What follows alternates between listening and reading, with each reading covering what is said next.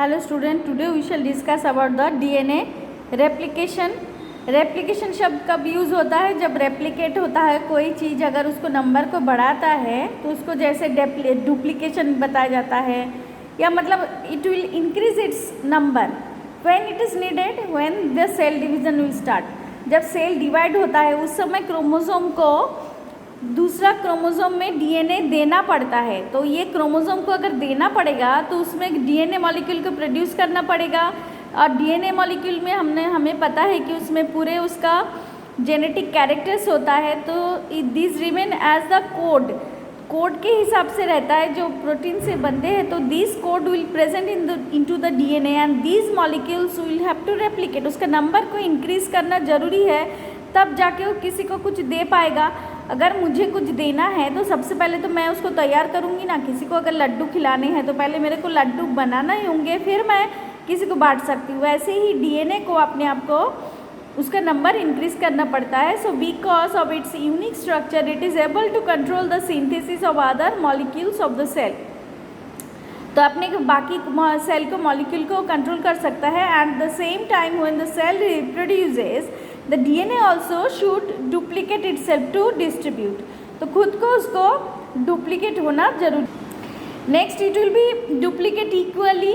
Mitosis में क्या होता है, जो डॉटर सेल में क्रोमोसोम नंबर इक्वल जाता है, that's why DNA also will have to be equally distributed. Equally जब तक डिस्ट्रीब्यूट नहीं होगा सारे कैरेक्टर ट्रांसमिशन नहीं हो पाएगा।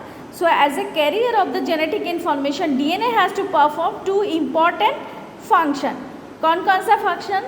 पहला है heterocatalytic function and second is the autocatalytic function. What is a heterocatalytic function? When DNA directs the synthesis of chemical molecules other than itself, then such functions of DNA are called heterocatalytic function. Example, synthesis of RNA, which is called as a transcription, and synthesis of protein, which is called as a translation.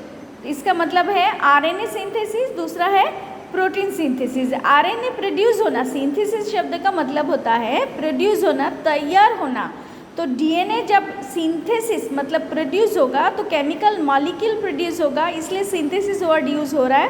तो इसमें हेटेरोकैटालिक function इसलिए क्योंकि एक RNA produce हो रहा है जिसको हम ट्रांसक्रिप्शन बताएंगे, दूसरा प्रोटीन प्रोड्यूस हो रहा है जिसको हम बताएंगे ट्रांसलेशन।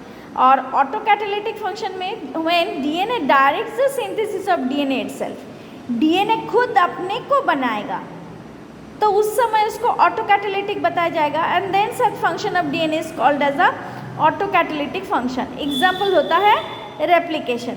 तो सबसे पहले हम रेप्लिकेशन के बारे में डिस्कस करेंगे, उसके बाद हम डिस्कस करेंगे कि ट्रांसक्रिप्शन और ट्रांसलेशन दोनों ही हमको करना पड़ेगा, नहीं तो डीएनए के थ्रू कैसे कैरेक्टर ट्रांसमिशन होता है उसके बारे में पूरा पता नहीं चलेगा। So first of all we are discussing about this catalytic function, that is replication. So the process by which DNA duplicates itself, duplicate मतलब डबल हो रहा है अपने आप को, that उसको बताएंगे replication. And through replication it forms two copies that are identical to it. जो दो कॉपी बनाएगा दोनों सेम एज इट वाज होता है।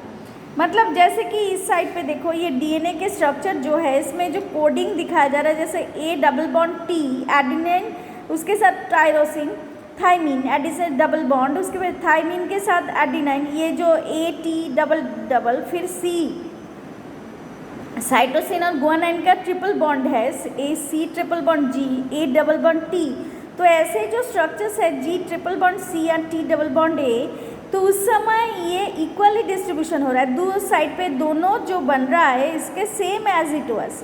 ये जो पोर्शन बने फिर से देखो, ये A double bond T, T double bond A, C triple bond G, A double bond T, G triple bond C और टी डबल बॉन्ड ए। तो ये पोर्शन और ये पोर्शन सेम हो रहा है, और ऐसा इसमें भी था। तो that is the unique of this DNA replication. In eukaryotic organisms, replication of DNA takes place only once in the cell cycle.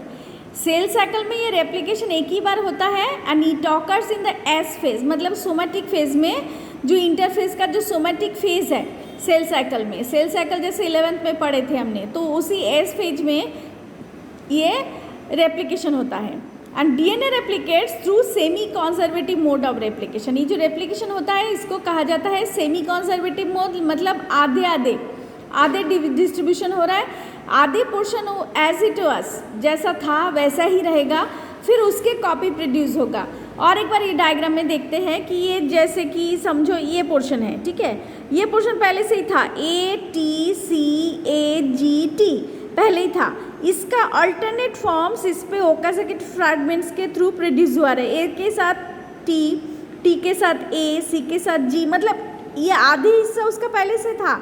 अनविंडिंग होता है, जो डीएनए है, डीएनए का कॉइलिंग होके आधे ये पोर्शन में आधे खुल जाते हैं और इधर हाफ इस साइड पे आ जाता है, फिर उसका कॉपी इस साइड पे प्रोड्यूस होता है। क्लियर? तो इसलिए इसको कहा जाता है सेमी कॉन्जर्वेटिव नेचर। अभी इसके जो प्रोसेस है सेमी कॉन्जर्वेटिव नेचर्स को, इसमें कुछ पॉइंट्स है, अभी हम एक एक स्टेप बाय स्टेप डिस्कस करेंगे।